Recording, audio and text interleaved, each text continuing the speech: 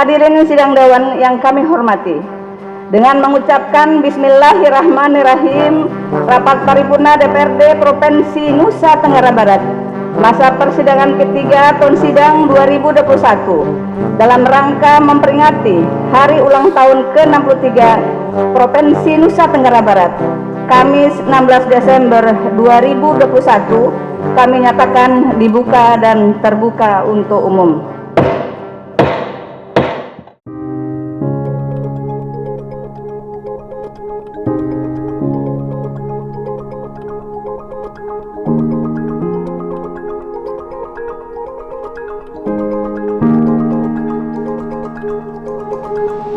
Pimpinan dan anggota Dewan serta hadirin yang kami muliakan, di sidang paripurna Dewan ini kita bersyukur pada Allah Subhanahu wa Ta'ala dan sangat berbahagia menyambut hari ulang tahun ke-63 daerah yang kita cintai ini. Tahun 2021 sebentar lagi akan kita lewati dengan segala dinamika, romantika dan problematikanya yang tentu saja menguras perhatian dan energi yang luar biasa. Ketika World Superbike sukses, mata dunia kemudian tertuju pada Nusa Tenggara Barat. Dan blessing in disguise, balapan terakhir yang basah, hujan yang menegangkan kita semua, mungkin seperti banyak kekurangan kalau kita menyaksikan langsung. Tapi ketika kita menyaksikan di televisi, hujan yang menyebabkan balapan terakhir itu begitu dramatis, seperti bukan berada di Nusa Tenggara Barat. Balapan yang demikian indah itu seperti kita sedang berada di Eropa. Sehingga orang di mana-mana kalau mencari ke Google saat itu, yang paling banyak dicari di seluruh dunia adalah kata Mandalika. Karena eksotisme Mandalika yang luar biasa, kita sudah didatangi oleh MXGP. Jadi MXGP ini seperti motor GP tapi motor crossnya, dan mereka menawarkan pada kita Nusa Tenggara Barat untuk menjadi tuan rumah MXGP tanggal 29 Juni tahun 2022. Buat kami ini tentu bukan hal yang sederhana, karena MXGP pun akan disaksikan tidak kurang 150 sampai 200 ribu penonton. Ketika motor GP dilaksanakan di Lombok, karena NTB ini bukan hanya Pulau Lombok, mulai ada suara dari Pulau Sumbawa, kalau bisa MXGP itu diselenggarakan di Pulau Sumbawa. Tentu kita akan membagi, motor GP itu akan berada di Pulau Lombok, MXGP itu akan berada di Pulau Sumbawa. Tapi nampaknya kepada para wakil rakyat yang berasal dari Pulau Sumbawa, logistik MXGP ini tidak kalah besarnya dibandingkan logistik dari World Superbike. Dan ketika mereka mengatakan bagaimana bandara di Bima dan Sumbawa, nampaknya tahun ini dan tahun depan pun belum memungkinkan Boeing 777 itu mendarat di Bima dan Sumbawa.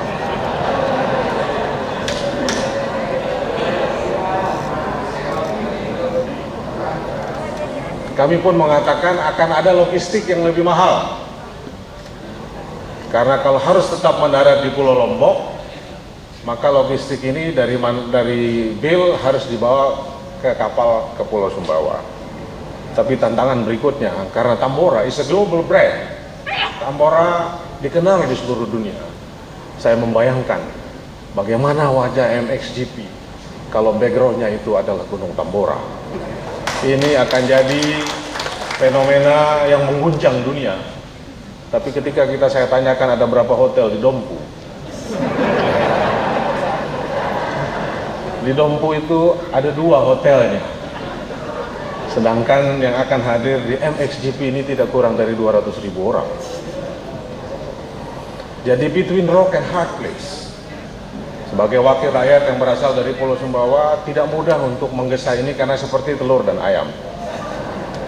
Infrastruktur dulu, baru ada international event, atau international event dulu baru kita akan menggesa infrastruktur. Masih waktu tersedia buat kita. Mudah-mudahan niat kita untuk MotoGP di Pulau Lombok, MXGP di Pulau Sumbawa masih ada jalan keluarnya. Oleh karena itu, pembangunan bukan hanya ada di provinsi, hampir semua kabupaten kita juga menghadapi dan mengalami dinamika yang luar biasa. Kita baru menandatangani big project smelter di Sumbawa Barat. Banyak yang menyangka smelter ini program sederhana. Kenapa tidak dari dulu-dulu? Kenapa baru sekarang ditandatangani kontraknya? Dunia bisnis tidak sama dengan pemerintah daerah dan pemerintah pusat. Ada banyak hitung-hitungannya. Dan kemarin tertunda proyek smelter di Sumbawa Barat ini karena masih ada rencana awal bahwa Freeport dan Newmont dan again dengan PT Aman ingin menghidangkan smelter di lokasi yang sama. Tapi dengan segala dinamika yang ada akhirnya mereka tidak jadi dan PT Aman terpaksa harus membangun smelternya sendiri, mencari mitra, dan itu bukan persoalan yang sederhana dan butuh waktu. Ada Shrimp Estate di Sumbawa, Lobster Estate di Lombok Timur. Bahkan PT Aman akan melakukan ekspansi ke Kabupaten Sumbawa.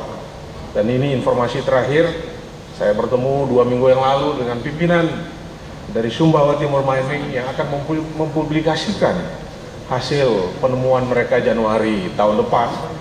Dan ternyata hasil reserve atau cadangan emas dan koper yang ada di Dompu ini 2 bahkan bisa 3 kali lebih besar dari yang ada di Aman sekarang.